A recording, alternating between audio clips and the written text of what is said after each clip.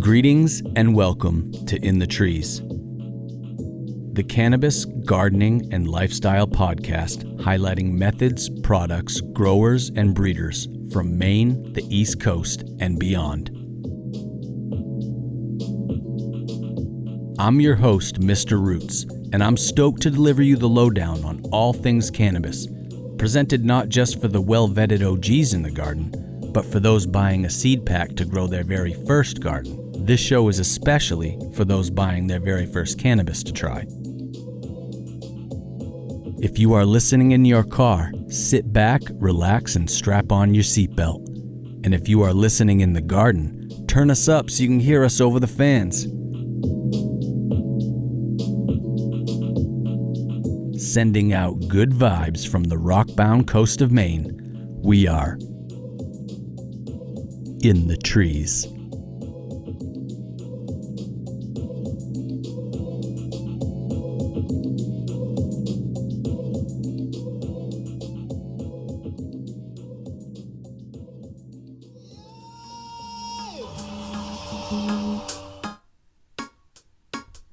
They say experience teacheth wisdom.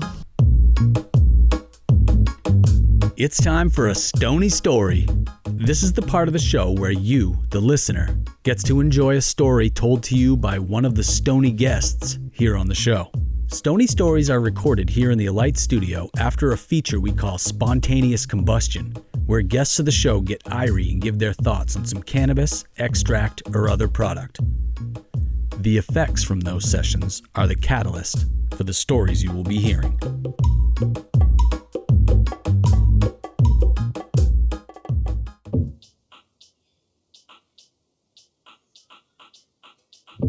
It involves weed and it's intense, you know? Well, we're both Stoney. Yeah, exactly. We're in the right state of mind, too. Ryan of High Striker Farm joins us this episode for a crazy story of open blasting gone horribly wrong in the Ponderosa and Sagebrush outskirts of Flagstaff, Arizona. This Stoney story is a result of a spontaneous combustion session where Ryan checked some of Hazy Hill Farm's GG4 crossed with Mac 1 Sift rosin in his Puffco Peak. Look for High Striker's review of Hazy Hill Farm's super tasty rosin in a future episode. For now, turn the volume up and get ready to hear a great one, as here comes High Striker Farm's Stoney Story. Enjoy! Disclaimer: while this story is not graphic, it may not be appropriate for all listeners.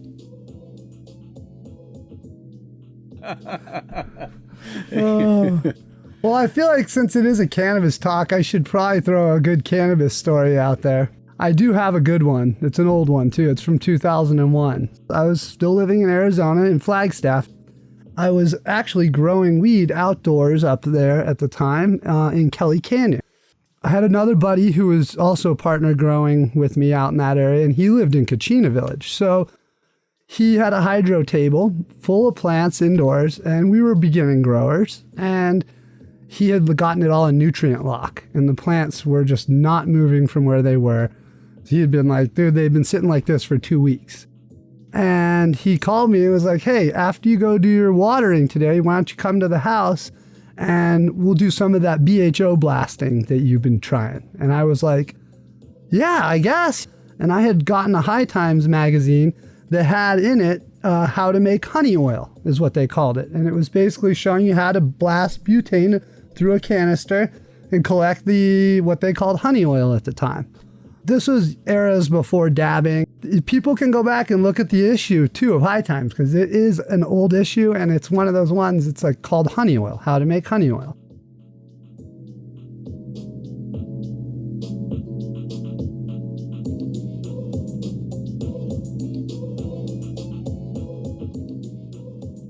I had a homemade kit that I had made up after devising a plan on how I thought you should do butane blasting. we went over and stripped all these plants off of his hydro table. And I basically had a wooden rack that had 4 PVC tubes that I had drilled 1/16 inch holes, multiples in the bottom, and an 1/8 inch hole on the top.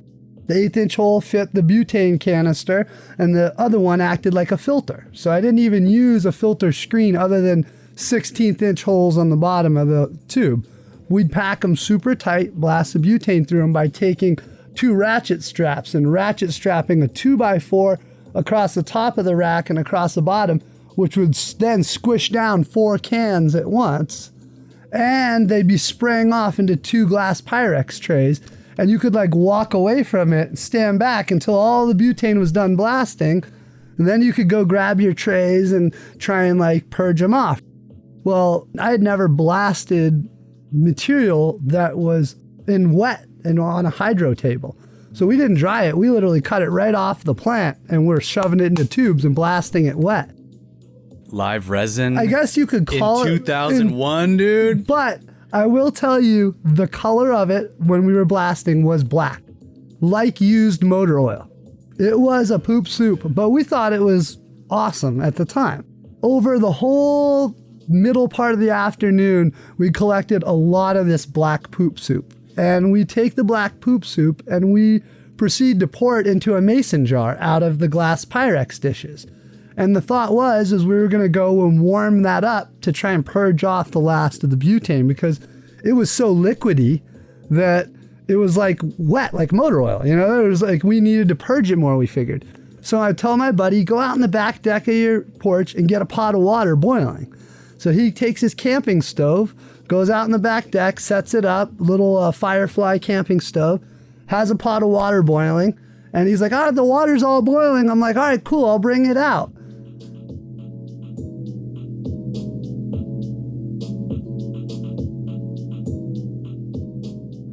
Well, we didn't communicate directly, and when I told him to get a pot of water boiling, my brain said, get a pot of water boiling and turn the stove off. I'm not thinking, but he's still got the water boiling with the stove on, and I come walking out with a mason jar 3/4 of the way full with this black poop soup, and I'm not even close to the ground, and I'm about to go and start leaning down to drop the mason jar into the pot of water. And the butane gas was so strong and heavy that it was coming off the top of the jar and dropping.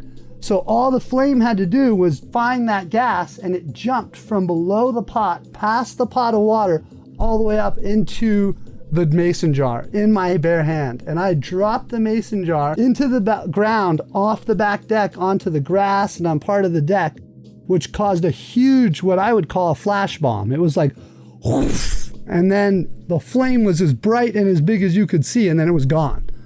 And then there was just spats of flames all on the ground. And my buddy's like, holy cow, what happened? And his girlfriend comes running out with a trash can and tries to like throw some water off the sink on it, which spread it a little more. Then we get a blanket and we're patting it out. And then they both turn to me and they're like, dude, look at your arm. And the arm that I was leaning over to drop it in, the skin now was just sloughing off. There was literally no pain at that moment because I think adrenaline had set in. But I looked down and it looked like a blister had just started to like fall off, like a whole layer of skin.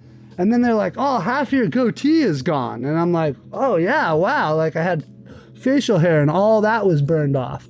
And they were like, are you all right? And I'm like, yeah, I think I'm all right, but my arm is starting to hurt. And they were like, right as they said that, we should go in and put your arm under some cold water, we look out the backyard out onto Highway 17, and there you can see coming down 17, fire engines, police, ambulances. And I had ridden my dirt bike from the grow spot, 'cause that's how I would get out to the outdoor spot, to his house to do all this work. And I had to literally just say, hey buddy, I'm not here. I'm getting on the motorcycle and I'm riding to the hospital, 15 minutes, all the way back into Flagstaff.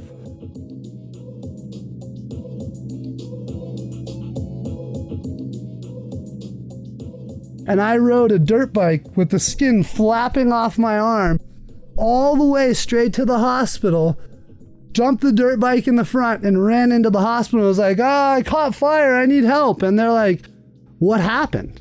And I immediately had to come up with a story in the hospital there.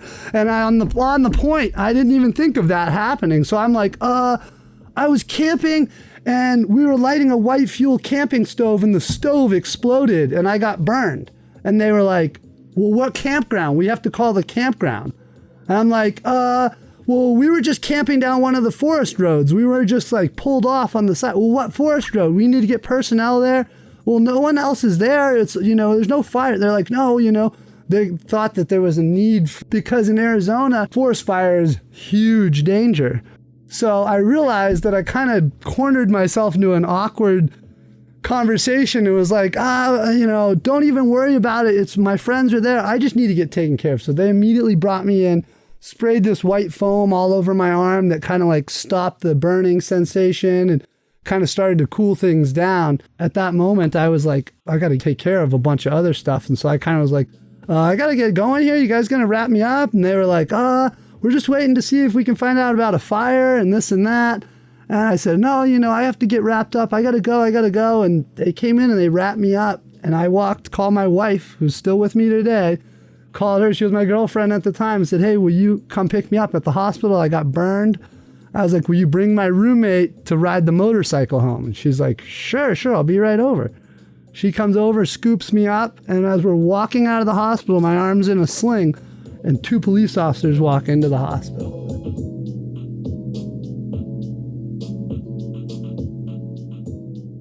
My eyes just grew like, oh my God, they're coming in to look for the guy that got burned. And in that moment, we get in my girlfriend's car at the time, my wife, and we go back to the house and my garage is full of plants. And I proceed to just bark orders at my wife as, I'm going to go to jail if you do not cut every single plant down right now and shove them in a trash bag. And she's like, what happened? I'm like, I don't have time to tell you. We're not going to talk. We're just going to work right now. We have to get this done. And we cut every plant down that was in this garage growing, stuffed them in trash bags and drove down the road and dumped them in the dumpsters behind the grocery store because it was the only thing that I knew that was close by. And I was like, as fast as we could get rid of them, I don't want to drive across town with plants. So we threw like 5 trash bags full of halfway grown out plants with nuggets, all white on them in a dumpster, went back to the house and cleaned up everything inside and sat there waiting because I just assumed that police were coming to my house. And my buddy who had the fire happen, he got rolled on, but he was a tight enough guy that he never said my name. Said, I don't know what you guys are talking about. No one here got burned.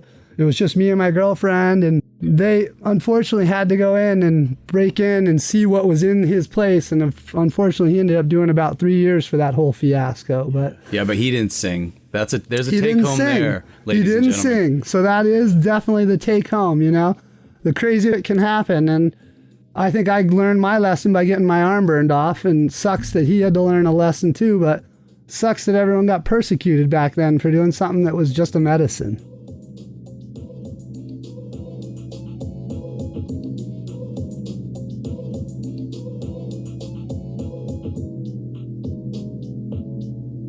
Stoney Stories are brought to you by Frass Valley. Frass Valley is an organic superworm-based garden amendment that I personally have used a bunch in my garden. It has a balanced NPK ratio and a lab-tested level of chitin at 16.9%. This means that it aids your plant in building its immune system, increasing beneficial microorganisms and mycorrhiza in your soil, while also discouraging soil-borne insects who might be looking to prey on your garden. If you are looking for an amendment that will help you grow strong plants, check them out at Frass Valley on Instagram or go to their website frassvalley.com to order some today. Listeners of the show receive 10% off their orders by using the code words in the trees at checkout. Wait till you see what Frass Valley's Superworm Frass can do for your garden.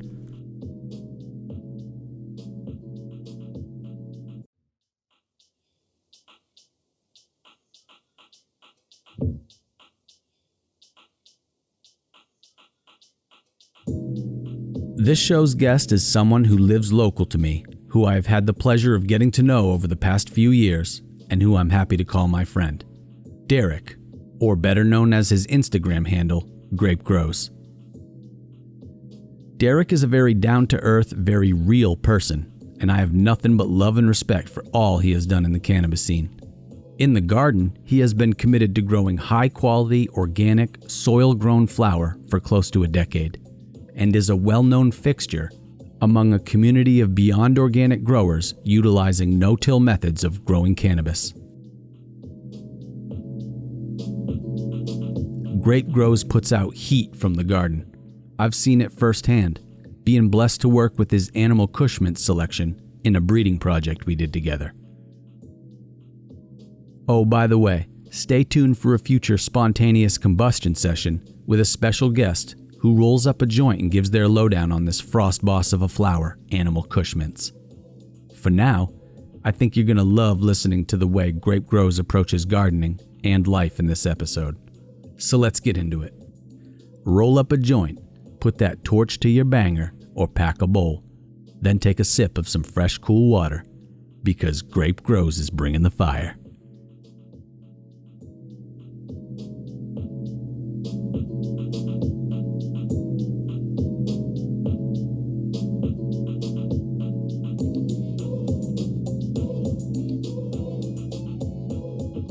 Can I ask you a question, buddy? Yeah. Can you explain no-till growing?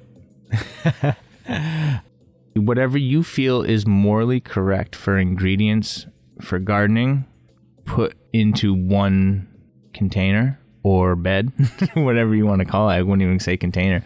Basically, whatever organic ingredients you feel are morally correct to use combined, really, because some people have vegan recipes and some people have non-vegan recipes. So I would say it's whatever your best organic inputs combined are together, because everyone's got their own opinion of their soil recipe. There's so many different soil recipe mixes, but it's whatever your organic mix is in a container. Anything can be no-till, honestly. And then how are you treating that container? In my personal treatment, disturbing it the least amount as possible would be one of the most significant things to qualify as a no-till container, would be the organic inputs in it, and then disturbing it the least amount as possible. I mean, because sometimes nobody never not tills their soil. When you plant something, you've tilled it. When you put your hand in there and put a seed in, you tilled it a little bit. You disrupt the that's why I always call it undisturbed living soil, because it is disturbed a little bit, but keep it disturbed the least amount as possible. And that was actually an expression told to me by Josh and Kelly from Dragonfly Earth Medicine. They're basically like, you always are tilling a little bit, whether you like it or not, with your cover crops, ripping them up, pulling them up, tossing them down, and doing a little bit here and there. So it's impossible to not till it, but basically whatever you're comfortable with farming, if it's in a equation of organic ingredients all together, then that's like your no-till, I would say. Would you recommend no-till growing for the beginner gardener? Yeah, definitely. I say definitely, but it's almost like you want people to learn the hard way. But not like we did, you mean? I don't know. Well, actually, maybe starting with no-till would be the hard way, possibly. But yeah, I would absolutely recommend it to the first-time gardener. And I've actually spoken to a ton of first-time gardeners that were like they were afraid to do the no-till because of the size container that they had. It was their first time growing. They're like, I can only do 5-gallon pots. And I was like, try it. What's the worst that can happen? And they come back and nothing bad happened. It was just a smaller pot.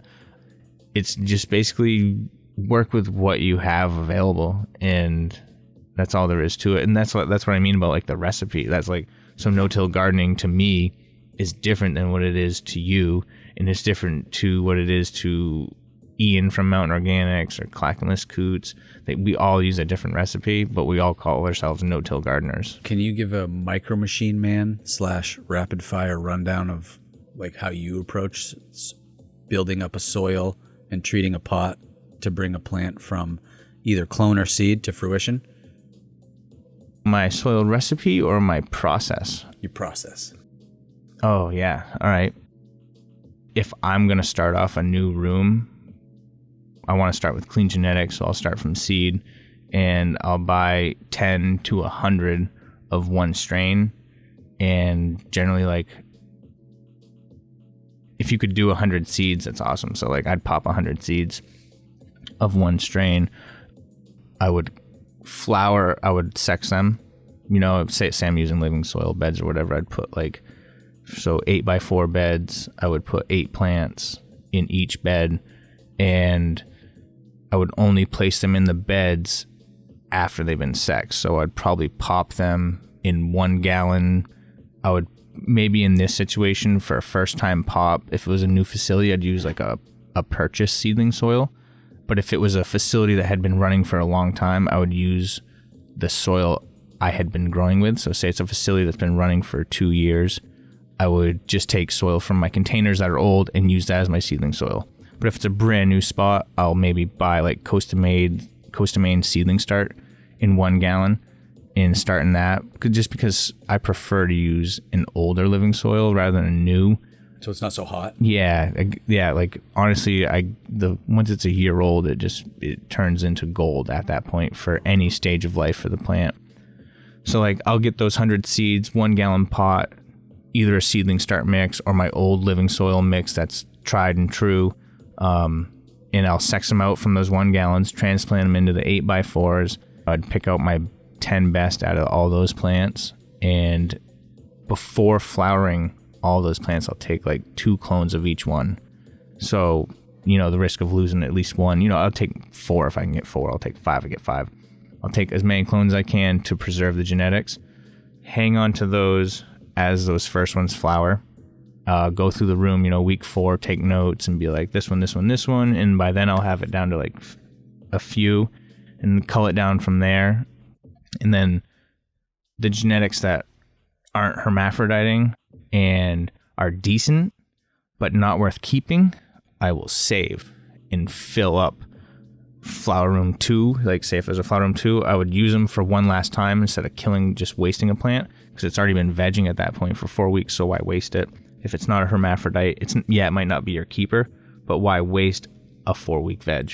So I call them my seconds. I'll put those in flower room 2. So now I'm filling up flower room 2 with seconds. Flower room 1's in week 4. I know what I want to keep. I'll flower those out all the way. And then I have my keepers, which have been vegging. Some of the clones, I'll use those as moms. And I'll fill up flower room 1 again with those clones as a second run of my keepers. Narrow it down to whatever the keepers are. And then basically go from there. And then when you chop down flower room 2 of your seconds, you now fill flower room 2 with your keepers from the 100 plants. And if you're lucky, maybe you can narrow it down to 4 really good plants, and then fill each room with 2 strains at a time, just to keep things organized and neat.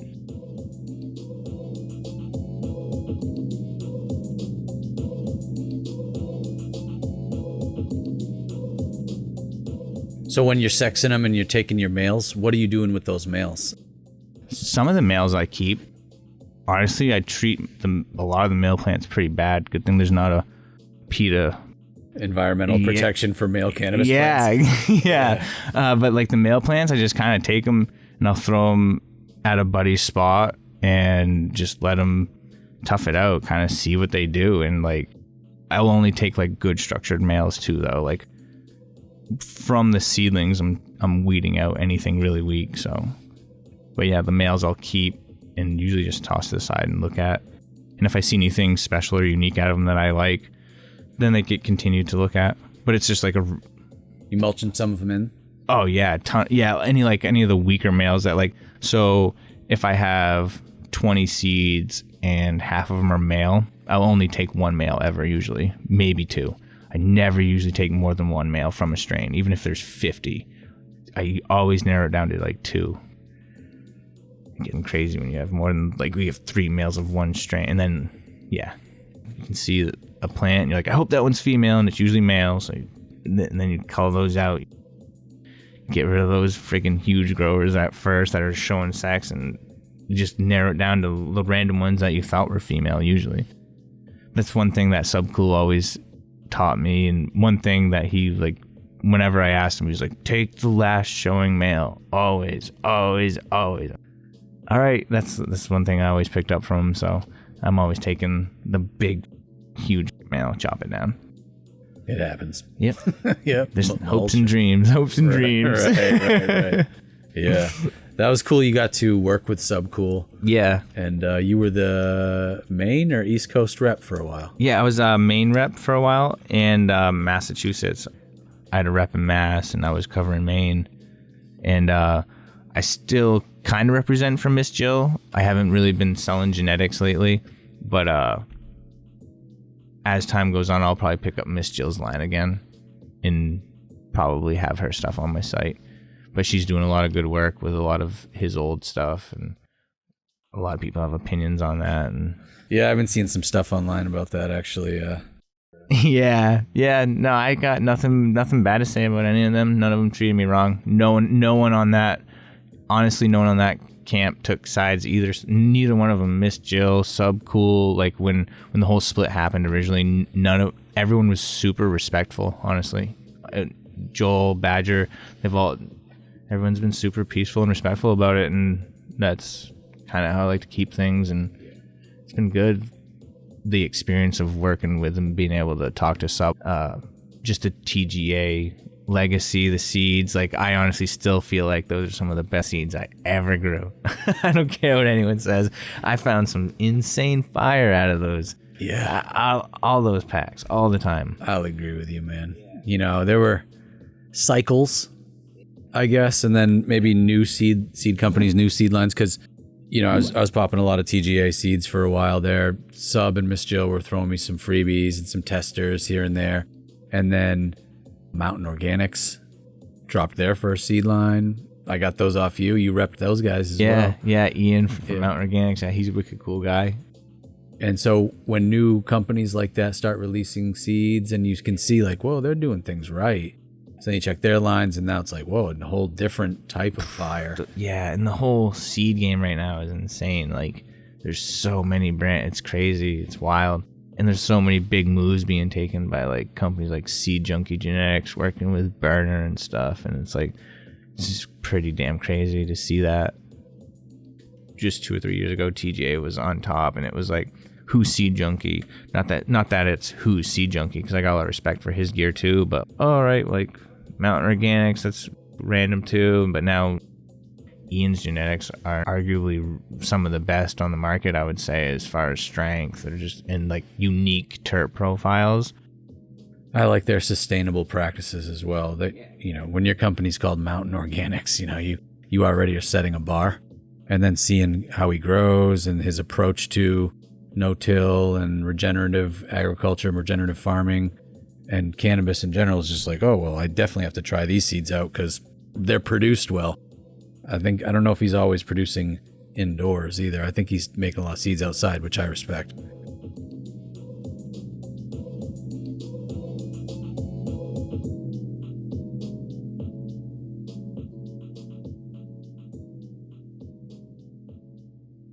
Many thanks and much love out to Derek, aka Grape Grows, for being our guest on the show.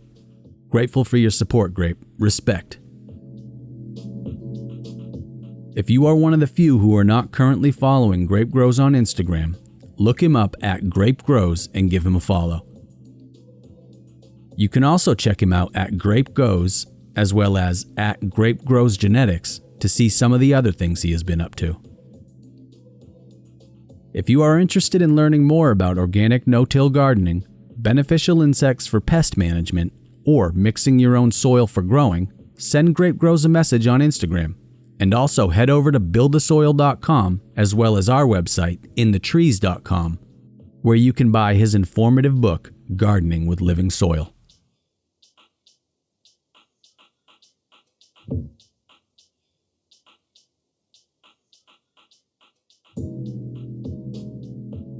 The next time you're on Weed Maps, type in All Kind and give them a follow. All Kind is a medical caregiver storefront in downtown Portland, Maine, specializing in finely crafted infused Belgian chocolate and other tasty cannabis edibles and products. We are proudly supported by All Kind and personally love their high-quality products. Check them out at allkind.buzz on Instagram or go to their website, allkind.buzz, to check out their great selection.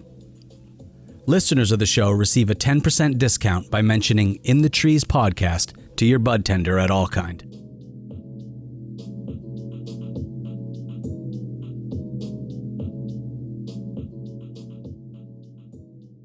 Wow, what a show this was. Special thanks to Ryan at High Striker Farm, Hazy Hill Farm for putting out that incendiary GG4 crossed with Mach 1 rosin. I want to say rest in peace and hail up the man Josie Wales who bred the GG4. And once again, thank you to Grape Grows for being this episode's guest.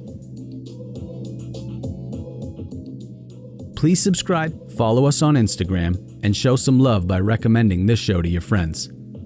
Also, this show is essentially us busking with our hat and guitar case open. If you're in the position to show further support, show donations are always deeply appreciated. To show this support, you can head over to inthetrees.com and click the donate button. It's that easy and is greatly appreciated. You can also show In the Trees support through Patreon. Patreon subscribers get exclusive access to gardening tutorials and extra show content, including extended interviews, crazy audio and video clips, and behind-the-scenes photos. Trust me, you're going to want to hear the High Striker Farm clip we have waiting for you. Every dollar donated goes directly back into production and supports future episodes and videos for the show. We couldn't do this without the community, without support from you, so thank you from the bottom of our hearts. All right, folks, thanks again for tuning in. Once again, I'm giving thanks for being your host. Stay tuned, and we hope to see you next time on In the Trees. There it is.